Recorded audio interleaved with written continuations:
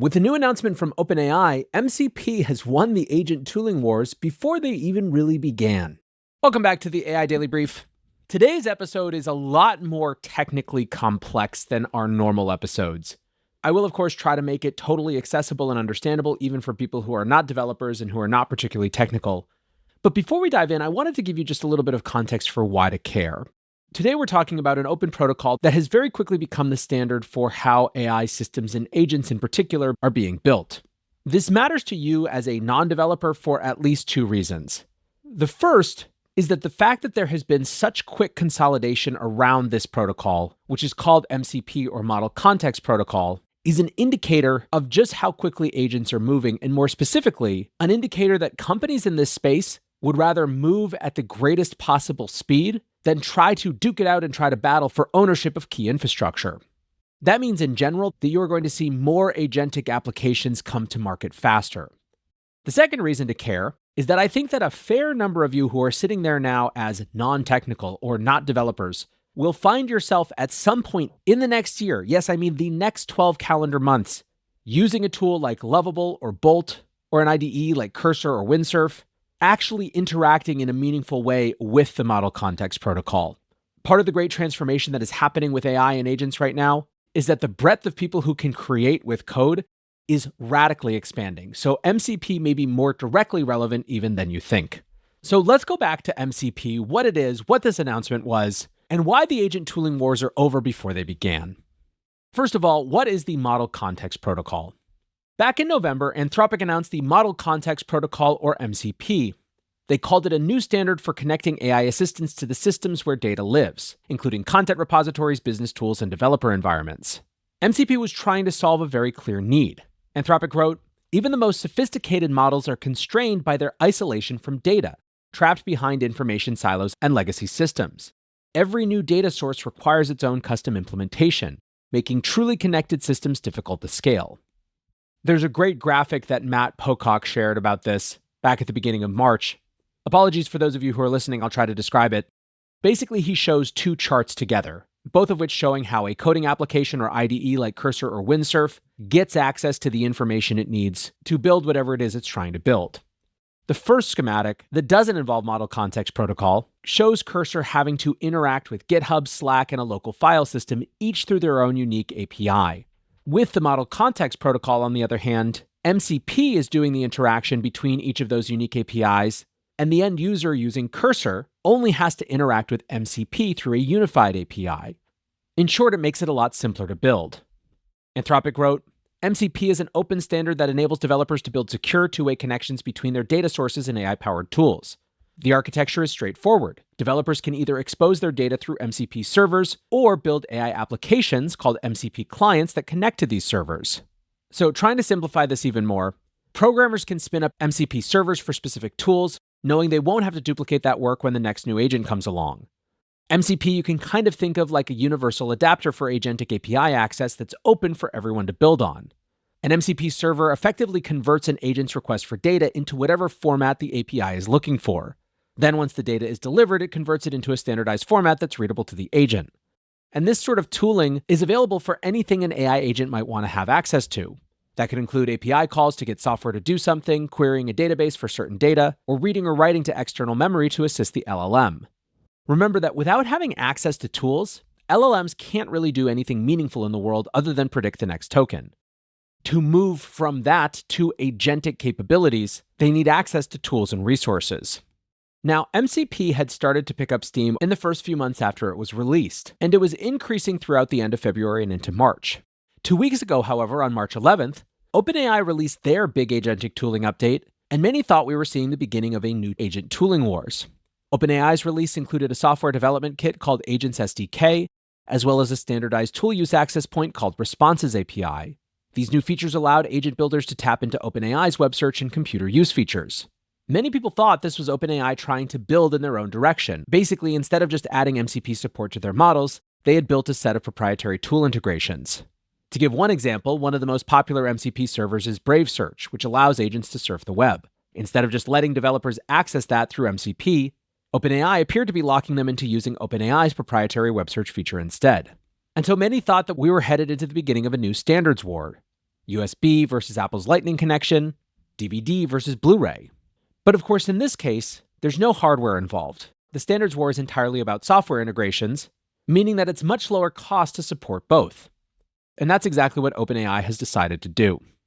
Yesterday, Sam Altman tweeted, "People love MCP and we are excited to add support across our products. Available today in the Agents SDK and support for ChatGPT desktop app and Responses API coming soon." Now, it's important to note that this was not predetermined. Like I said, MCP was pretty well received right from the beginning, but there still was a lot of debate. The LangChain blog published something called MCP, Flash in the Pan or Future Standard. At the end of February, however, a lengthy tutorial seminar from the AI Engineer Summit, the one that I emceed in New York, that featured the Anthropic staff member who designed the protocol started to go viral, or at least as viral as a dense 100-minute video aimed at AI engineers can go. It explained exactly how MCP works, how to integrate it, and how to get the best results for agent building. Following this, we started to see an uptick in MCP servers getting built. And like any network, the more of these servers that came online supporting a broader range of tools, the more that it made sense for developers to just stay inside that ecosystem. MCP, in other words, started to prove the old truism that ultimately which standard gets adopted isn't necessarily about which standard is best, and more about the network effect of just how widely adopted it is. There are now thousands of MCP servers that allow easy access to basically every major app or tool. And so even before Altman and OpenAI decided to make this announcement, the team at Latent Space, who overlaps via Swix with the team who runs the AI Engineer Summit, wrote a blog post called Why MCP Won. They affirm this same idea that we were just talking about, writing, "The number one feature of any network is the people already on it. Accordingly, the power of any new protocol derives from its adoption and ecosystem. And it's fair to say that MCP has captured enough critical mass and momentum right now that it is already the presumptive winner of the 23 to 25 agent open standard wars." The article dug deep into the technical reasons why MCP was an improvement over the way OpenAI were doing things, with one very simple reason being that it just made more sense with the way that AI works. OpenAI was using distinct API calls for different tasks. For example, the call and response to a tool that an agent wants to use would look very different to querying and receiving data from a database, whereas MCP abstracted that all away, adding a universal interpretation layer in the middle so everything is interoperable on the same standard. But that wasn't the only reason they argued why MCP had won. Latent Space noted that MCP had a combination of not only a big backer, but also an open standard.